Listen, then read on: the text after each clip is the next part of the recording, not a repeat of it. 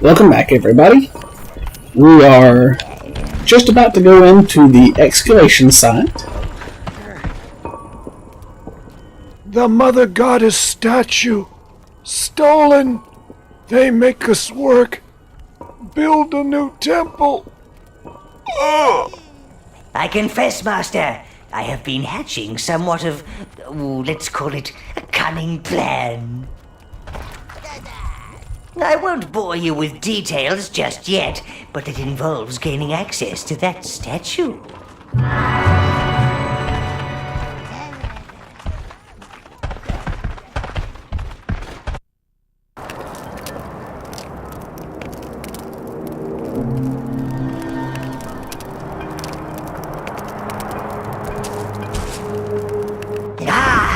There's the statue. Judging by that walking cliff face down there, the dwarves are expecting trouble. Don't disappoint them, Master. So, just like the Arcanium Smelter, right here at the beginning of the level, we are able to see the objective. Instead of being able to get to it real quickly and having to work your way around with it, though, this one's the opposite. You have to work your way around to get to it, and it is pretty much at the end of the level.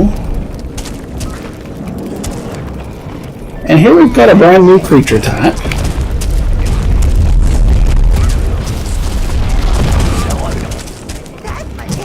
These monsters are big rock monsters that roll up into a ball and then try to roll over your minions.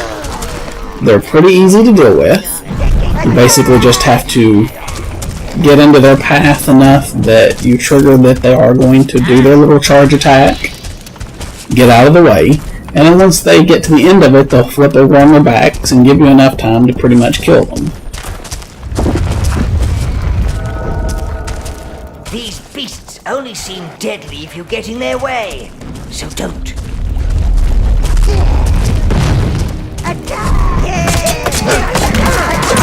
And that's about all that you really have to fight much of in this area, is more of these rolling creatures. They're pretty easy to deal with once you do figure them out at all. And between the message he just said and just noticing the way they attack, they're pretty easy to figure out. It's an unfortunately kind of boring little area. Much of it is just these little bitty tight tunnels that you're working through. So there's not really much in the way of scenery, there's not much in the way of strategy needed for the fights. It's just very straightforward to work your way through these little tunnels like what I'm in now.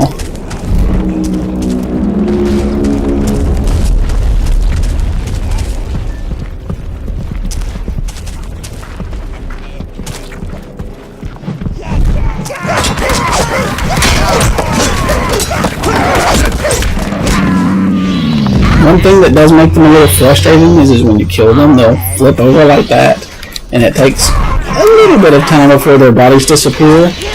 Until their bodies disappear, they are still taking up that space, and you do have to wait for them to disappear before you're going to get access to a lot of the life force that they drop.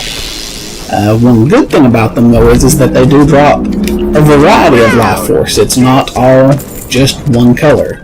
So while most creatures you either get brown life force or blue life force from them, and you'd have to move on to gain other things, these you can actually get some of all four colors from, which makes them actually fairly useful at times for trying to just gain sheer number of life force, or to collect multiple different kinds at the same time.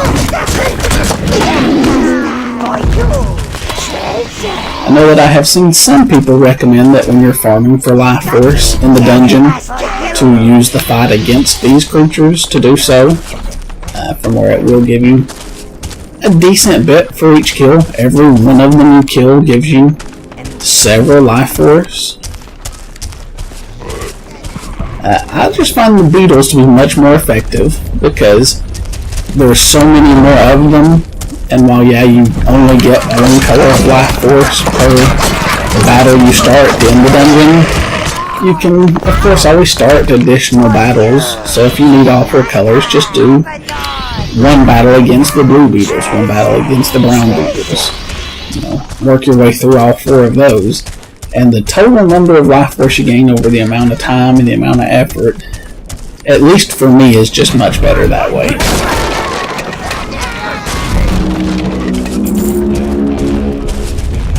And like I said, this level is this same thing over and over. Get close enough to trigger the monster, let it run into a wall, kill it, wait for it to disappear. They do have some creative stuff towards the end of it, but there's just a little too much of this.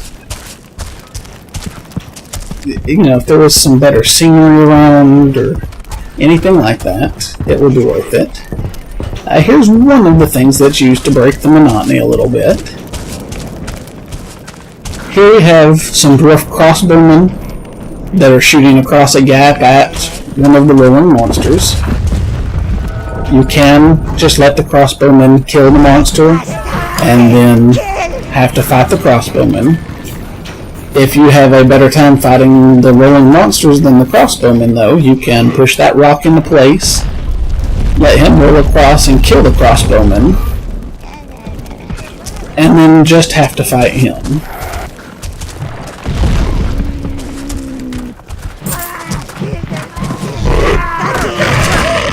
Depending on how well you can time it, you can let the crossbowman, of course, work him down to where he's very easy to kill, like what just happened for me. I actually got very lucky on my first filming of this in that he only killed all but one of the crossbowmen as he came busting through.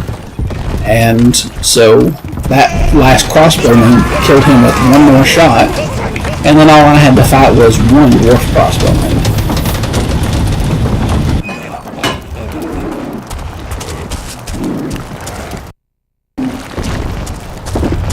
Here we've got a portal to the tower where you could recharge your health and mana if you needed to. Red and brown spawning pits. We are to build a temple for our stolen statue. This is the greatest indignity. And then this area is kind of like where the elves were imprisoned by the slugs in the gold mine. You do have a will that will free the elves that are talking to you. Release us from this shame.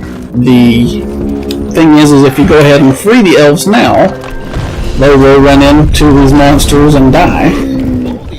So it is kind of an evil act if you go ahead and free them before you have killed these guys. Unlike the gold mine, though, this is not a place where you will get corruption points. The only thing that's at stake here is a title. Release us from this shame.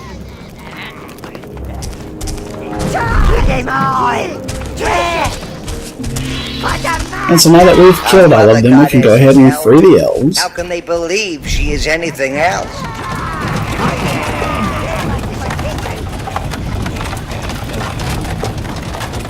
Mother Goddess, watch over you.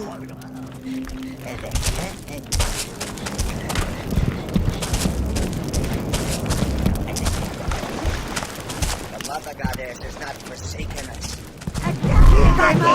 Another stone that you have to push into place to create a bridge. Over here we've got a blue spawning pit. You choose all.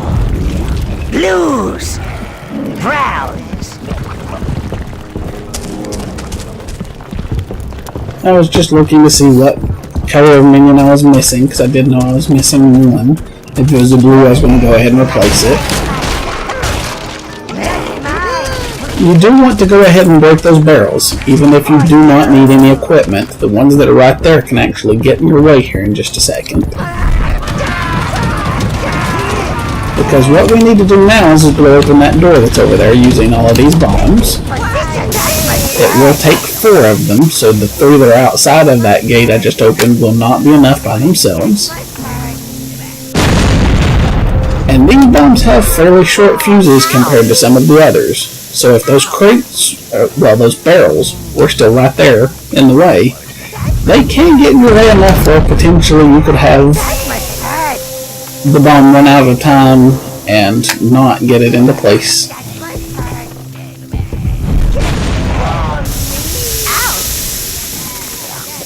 But once you get 4 of them over there, we'll blow that door open and we'll be able to move on to the next section. We're pretty much out of time though, so I'm going to go ahead and end this video here now that the door is open. In the next video, we should be able to complete this section pretty easily, and then I'll either look at going and forging some things using that new smelter, or something like that. I'm not sure what yet at this point, but I will see you next time.